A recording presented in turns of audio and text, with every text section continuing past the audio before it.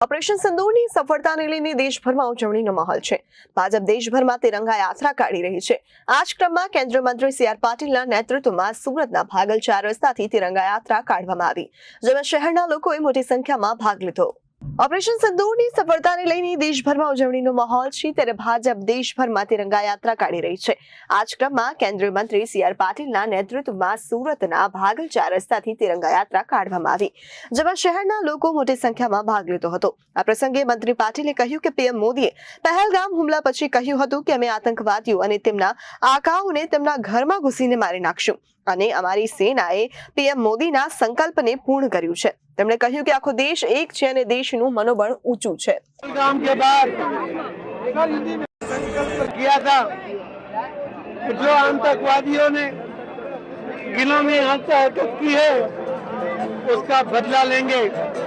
कोई आतंकवादी को या कोई आतंकवादी को सपोर्ट करने वाले उनके आकाओं को छोड़ेंगे नहीं, घर में घुस के मारेंगे।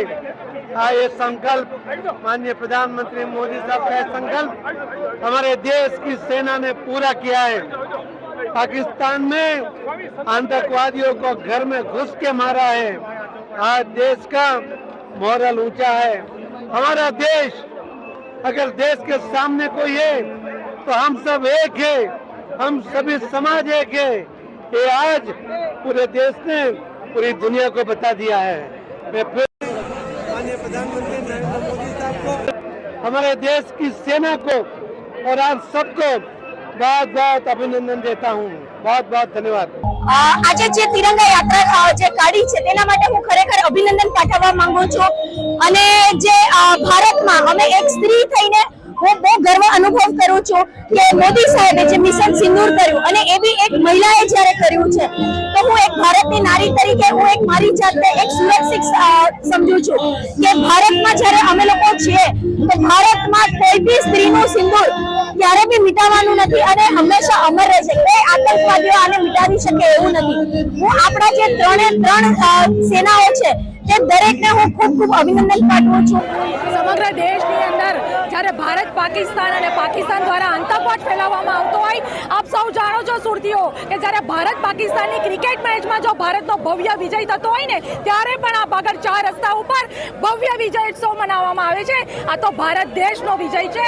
અને જ્યારે આતંકવાદની સામે આદરણીય પ્રધાનમંત્રી શ્રી નરેન્દ્રભાઈ મોદીજી જે બહેનોની સુરક્ષા, રક્ષા અને બહેનોને સાચવી રહ્યા છે, અને ઓપરેશન સિંદૂરના માધ્યમથી જે બહેનોએ એમના પતિ, પુત્ર અને પિતાને ગુમાવ્યા છે, તમામ બહેનોને કહેવાનું છે કે અમે તમારી સાથે છીએ। આ ભારત દેશની મહિલાઓ તમારી સાથે છે, આ સુરત શહેરની મહિલાઓ સાથે છે, અને આ ઓપરેશન સિંદૂરને અમે કામયાબ કરીશું। બ્રહ્માકુમારી વિદ્યાલય પણ આ તિરંગા યાત્રાની અંદર સહભાગી બની છે, અને આપણા દેશ માટે ગૌરવની વાત છે કે આપણી પાસે એટલી સુરક્ષાની વ્યવસ્થાઓ છે કે જે પણ આવી રીતે કોઈ પણ એવું કૃત્ય કરે છે તો એનો વળતો જવાબ આપણા માનનીય શ્રી નરેન્દ્રભાઈ મોદીજીએ એને આપવા માટે સક્ષમ છે, આપણી સેના સક્ષમ છે।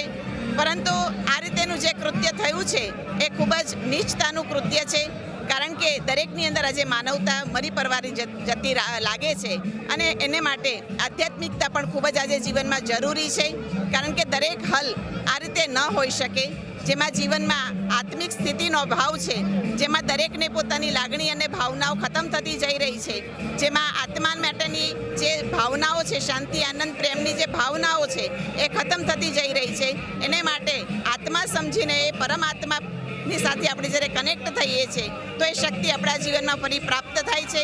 અને એક મહિલા તરીકે હું નરેન્દ્રભાઈ મોદી સાહેબનો ખૂબ ખૂબ આભાર વ્યક્ત કરવા માંગુ છું કે આતંકવાદીઓએ જે પહેલગામમાં જે પાકિસ્તાનીઓએ પેદા કરેલા આતંકવાદીઓને જ્યારે એણે પહેલગામમાં હુમલો કર્યો ત્યારે આપણા દેશના નિર્દોષ જે ત્યાં ફરવા ગયા હતા એ લોકો પર હુમલો કરવામાં આવ્યો અને એમના સિંદૂર છીનવી લેવામાં આવ્યા। એના બદલામાં નરેન્દ્રભાઈ મોદી સાહેબ, અમિત શાહ સાહેબ અને આપણા દેશની સૈન્ય એના દ્વારા જે એ લોકોને ઓપરેશન સિંદૂર થકી જે જવાબ આપવામાં આવ્યો છે તે બદલ હું એક આ દેશની નારી તરીકે નરેન્દ્રભાઈ મોદી સાહેબનો ખૂબ ખૂબ આભાર વ્યક્ત કરવા માંગુ છું।